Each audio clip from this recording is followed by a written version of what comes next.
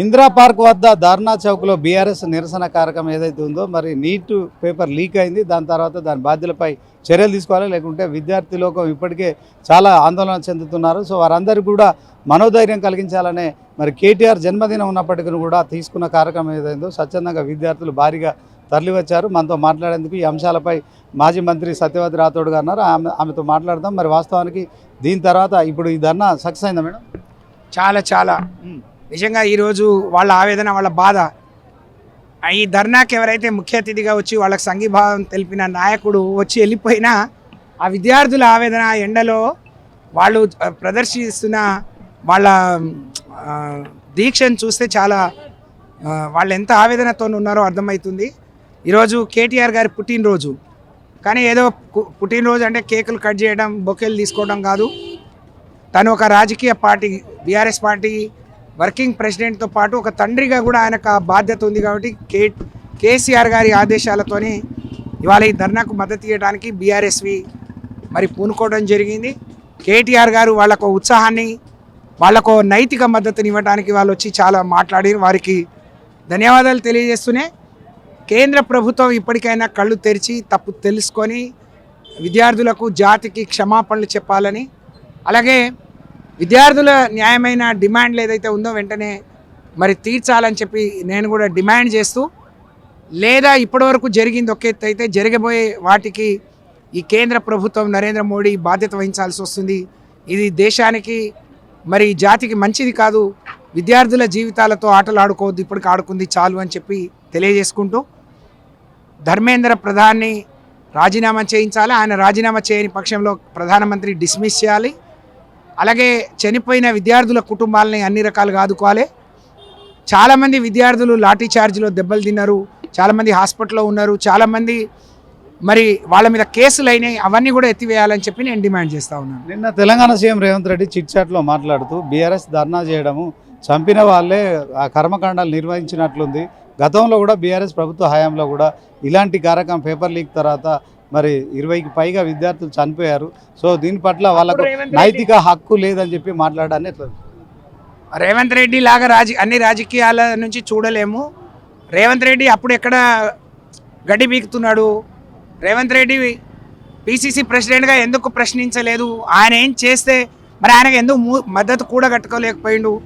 ఆ రోజు జరిగిన ప్రశ్నాపత్రంలో టెక్నికల్గా ఎలాంటి అంశాలు ఉన్నాయో దాన్ని అందరు కూడా చూసిరు, అర్థం చేసుకున్నారు. కాబట్టి నిజంగా ఆ రోజు ఉద్యమం జరిగి ఉన్నా, లేకపోతే ఆ రోజు తప్పు జరిగిందని దాన్ని వెంటనే రద్దు చేసి చాలామంది బాధ్యుల మీద యాక్షన్ తీసుకున్నాం.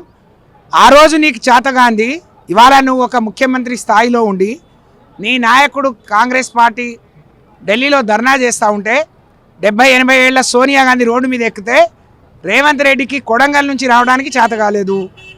ఈ తెలంగాణ వచ్చిన తర్వాత ఈ 3 ఏళ్లలో 2.5 ఏళ్ళు 30 నెలల్లో 70 సార్లు ఢిల్లీకి పోయిన రేవంత్ రెడ్డికి కొడంగల్ నుంచి హైదరాబాద్ వచ్చి విద్యార్థులకు మద్దతు ఇవ్వాలనే మరి సోయి లేకపోవడం చాలా బాధాకరం, దురదృష్టకరం. ఇలాంటి ముఖ్యమంత్రి ఈ రాష్ట్రానికి ఉండడం నిజంగా శోచనీయమని చెప్పి తెలియజేస్తూ ఉన్నాను. రేవంత్ రెడ్డి గారికి మాట్లాడితే కేసీఆర్ని, కేటీఆర్ని తిట్టడం, మా మీద నిందలు వేయడం తప్ప ఆయనకి ఇంకో విద్య రాదు. పరిపాలన చేత కావట్లేదు, మంత్రులు ఎవరు చెప్పిన మాట వినట్లేరు, పరిపాలన గాలి కొదిలేసిండు. కాబట్టి మరి పొరంబోకు మాటలు మాట్లాడుకుంటూ కాలం గడుపుతున్నాడు. ప్రజలు కూడా ఎప్పుడు ఆ 2.5 ఏళ్ళు ఎప్పుడు అయిపోతాయా, ఎప్పుడు మళ్ళీ కేసీఆర్ వస్తాడా, రేవంత్ పోవాలి, కేసీఆర్ రావాలని ఎదురు చూస్తున్న వాళ్లకు మరి రాబోయే రోజులో నిజంగా రేవంత్ రెడ్డి మాటలకు తప్పకుండా ప్రజలే సరి అయిన రీతిలో సమాధానం చెప్తారు, నేను కాదు అని చెప్పి తెలియజేస్తా ఉన్నాను. ఫైనల్గా మరి విద్యార్థులతో కలిసి చాలామంది విదేశ శక్తులు కూడా, అసాంఘిక శక్తులు కూడా వీళ్ళతో కలిసి ఢిల్లీలో ధర్నా చేశారని బీజేపీ కూడా ఆరోపిస్తోంది. దీని పట్ల ఏంటి?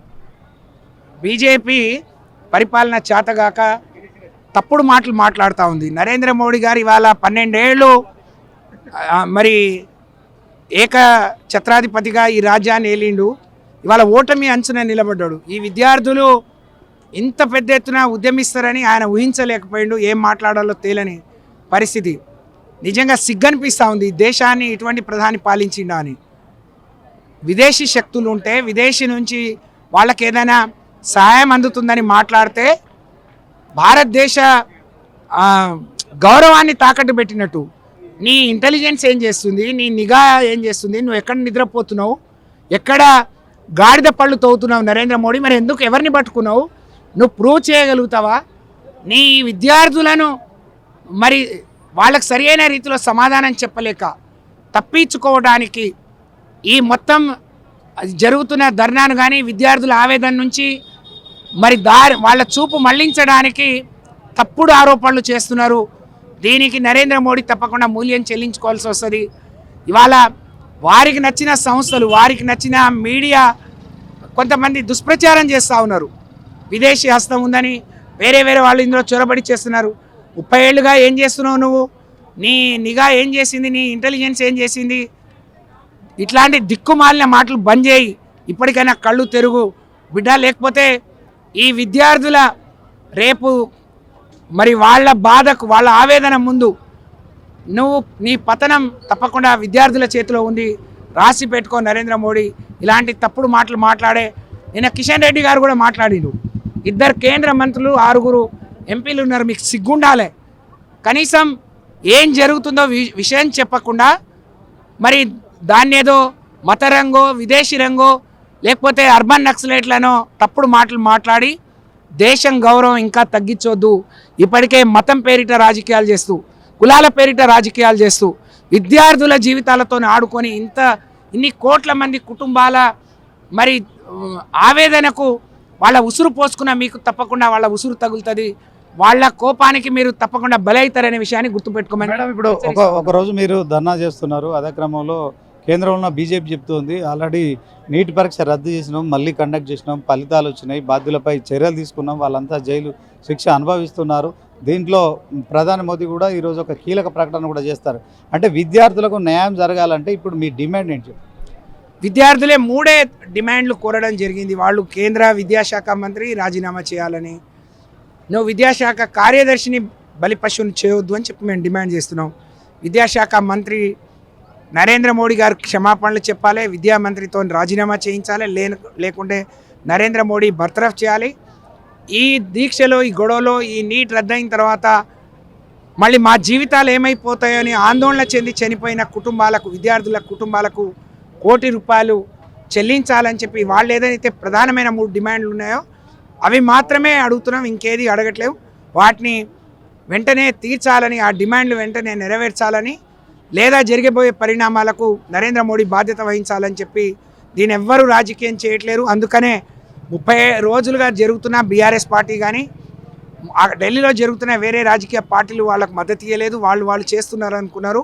కానీ ఈరోజు భారతదేశంలో పుట్టిన బిడ్డగా ఇవాళ చిలికి గాలివానగా ఈ ఉద్యమం ఉధృతమైంది. ఒక తుఫాన్ లాగా, ఒక సునామీ లాగా ఇదైన తర్వాత ఇవాళ అందరం కూడా మద్దతు ఇస్తున్నాం. దీన్ని అర్థం చేసుకోలేకపోతే ఈ సునామీలో నువ్వు కొట్టుకుపోవడం ఖాయం నరేంద్ర మోడీ గారు అని చెప్పి తెలియజేస్తా ఉన్నాను. మొత్తానికి మాజీ మంత్రి సత్యవతి రాథోడ్ గారు కూడా ఈ ధర్నాలో పాల్గొన్నారు. సో ఇందిరాజ్ చౌక్ మొత్తం చూసుకున్నట్టయితే మరి విద్యార్థులతో పూర్తిగా కిక్కిరిసిపోయిన పరిస్థితి మనం చూడొచ్చు. ఓవరాల్గా ఈ ధర్నా సక్సెస్ అయింది. బీఆర్ఎస్ ఒక పిలుపుతో సోషల్ మీడియా ప్రచారాన్ని చూసుకున్న యూత్ అంతా కూడా స్వచ్ఛందంగా తరలి వచ్చారు. సో ఇందిరా పార్కు పక్కన ఉన్న ధర్నా చౌక్ పూర్తిగా విద్యార్థులతో అలాగే బీఆర్ఎస్ నాయకులతో కూడా నిండి ఉన్న పరిస్థితి.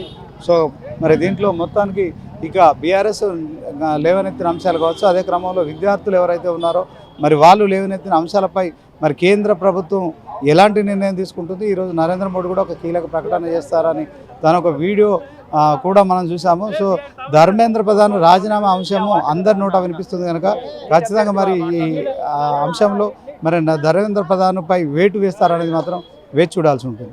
Camera person Srikanth, Srinivas, 99 TV, Hyderabad.